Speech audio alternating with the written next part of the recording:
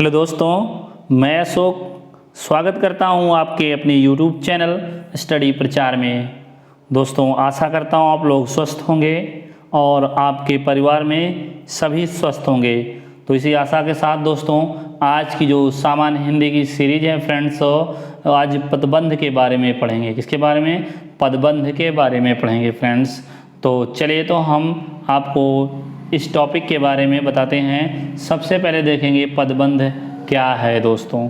तो पदबंध क्या है कि डॉक्टर हरदेव बाहरी जी बताते हैं, इनकी एक बुक है। इन्होंने दोस्तों बताया है कि वाक्य के उस भाग को जिसमें एक से अधिक पद परस्पर संबद्ध होकर अर्थ तो देते हैं किंतु पूरा अर्थ नहीं देते, उसे पदबंध या वाक्यांश कहते हैं। समझ गए दोस्तों? ये पदबंध 5 प्रकार के होते हैं। कितने प्रकार के? 5 प्रकार के होते हैं। आप इसका स्क्रीनशॉट ले सकते हैं साथियों और इसे अच्छे से समझ सकते हैं। आइए हम पदबंध के 5 प्रकार के बारे में बेहतरीन ढंग से समझते हैं। सबसे पहला है साथियों संज्ञा पदबंध। अब संज्ञा पदबंध क्या है? तो संज्ञा पदबंध को देखेंगे। कह रहा है जब एक से अधिक पद क्या हो? एक से अधिक पद हो, और जब एक से अधिक पद मिलकर वाक्य में संज्ञा का काम करे। किसका काम करे? एक से अधिक पद हो और सेंटेंस में वाक्य में संज्ञा की तरह काम करे तो उसे संज्ञा पदबंध कहते हैं। बिल्कुल सिंपल। आइए एग्जाम्पल से समझ लेते हैं। यहाँ पर दिया जा रहा है कि 4 ताकतवर मजदूर काम कर रहे हैं और राम ने लंका के राजा रावण को मार गिराया। आसमान में उड़ता गुब्बारा फट गया। भारत के राष्ट्रपति सज्जन व्यक्ति हैं। अयोध्या के राजा दशरथ के 4 पुत्र थे।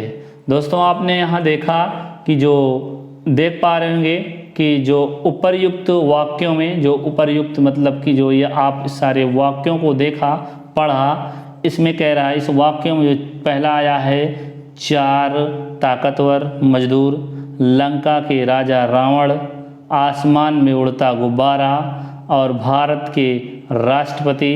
क्या है? भारत के राष्ट्रपति अयोध्या के राजा दशरथ, जिन्हें मैंने आपको टिक किया था। ये सारे आप देख पा रहे होंगे।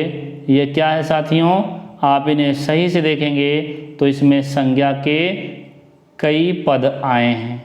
अब देख पा रहे होंगे, आप देख सकते हैं यहाँ पर कि यहाँ पर 4 ताकतवर भी है, मजदूर है, लंका के राजा रावण है। यानी कि कहने का आशय ये है कि वाक्य में संज्ञा का कार्य कर रहे हैं और एक से अधिक पद हैं। क्या है? एक से अधिक पद हैं। आप देख पा रहे हैं यहाँ पर बताया भी गया है। तो यहाँ पर एक से अधिक पद मिलकर और संज्ञा की तरह काम करें, संज्ञा की तरह काम भी कर रहा है। यहाँ पर 4 ताकतवर मजदूर है। इसी प्रकार सारे में आप देख सकते हैं सभी वाक्यों में यह संज्ञा की तरह काम कर रहा है। चलिए, तो आइए देखते हैं। आप देख पा रहे हैं तो ये सब क्या है दोस्तों? ये संज्ञा पदबंध हो जाएंगे।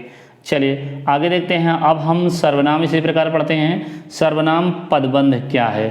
अब जब एक से अधिक पद मिलकर वाक्य में सर्वनाम का कार्य करे, वहाँ पर संज्ञा काम करेगा, यहाँ पर सर्वनाम का काम कर रहा है तो उसे हम सर्वनाम पदबंध कहेंगे। तो आइए एग्जाम्पल से समझ लेते हैं। अब यहाँ पर आपसे क्या कह रहा है? देख पा रहे होंगे कि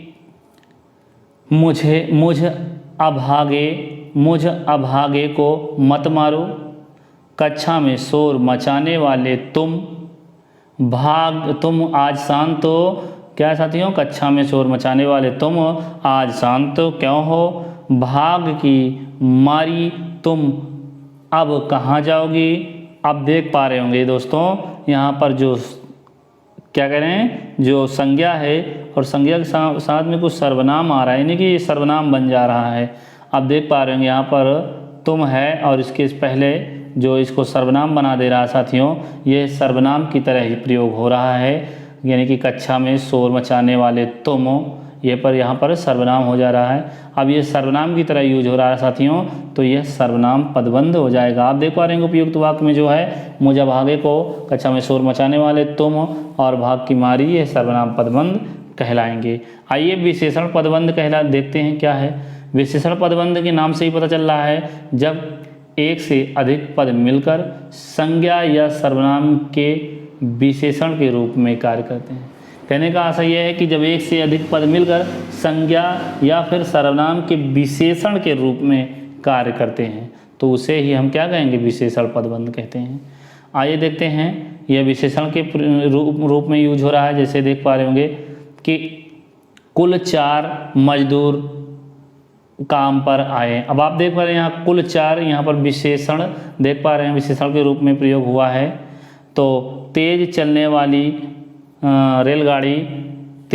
वाली रेलगाड़ी का नाम तेजस है और किस्मत का मारा वह अब कहाँ जाए। अब आप देख पा रहे हैं कि जो तीन चीज़ें हैं, कुल 4 और तेल से चलने वाली और किस्मत का मारा, यह क्या है, विशेषण, कई विशेषता बता रहे हैं दोस्तों, तो यह विशेषण पदबंध के अंतर्गत आ जाएंगे। यह आपका क्या सर्वनाम के विशेषण के रूप में कार्य कर रहे हैं, संज्ञा या सर्वनाम के। चलिए आइए हम क्रिया को देखते हैं, क्रिया पदबंध कैसे पहचानेंगे। क्रिया पदबंध क्या है, जब एक से अधिक पद मिलकर क्या हो रहे हैं, क्रिया के रूप में कार्य करे, तो क्रिया के रूप में कार्य करे तो उसे क्रिया पदबंध कहेंगे। आइए हम इसे समझते हैं कि वह पढ़कर सो गया, राम कहाँ जा सकता है, गीत गा रहा है, गायक गीत गा रहा है। अब यहाँ देखेंगे जो आपका है ये काम जो हो रहा है दोस्तों, ये पद तो कई मिल रहे हैं, एक पढ़कर, एक सो, एक गया। यहाँ पर देख पा रहे हैं जा सकता, गीत गा रहा है, यानी कि देख पा रहे हैं कि एक से अधिक पद मिल रहे हैं।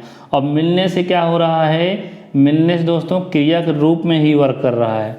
तो आप देख पा रहे होंगे ये क्या हो जाएगा, आपका क्रिया पदबंध कहलाएगा। नीचे भी समझ लेते हैं, इसको समझाया भी गया है कि पढ़कर सो गया, कहाँ जा सकता है, गीत गा रहा है, यह क्रिया पदबंध कहलाएंगे। आइए हम क्रिया विशेषण पदबंध, अभी आपने क्रिया पदबंध पढ़ा दोस्तों, क्रिया पदबंध पढ़ा, अब हम क्रिया विशेषण यानी कि क्रिया की विशेषता।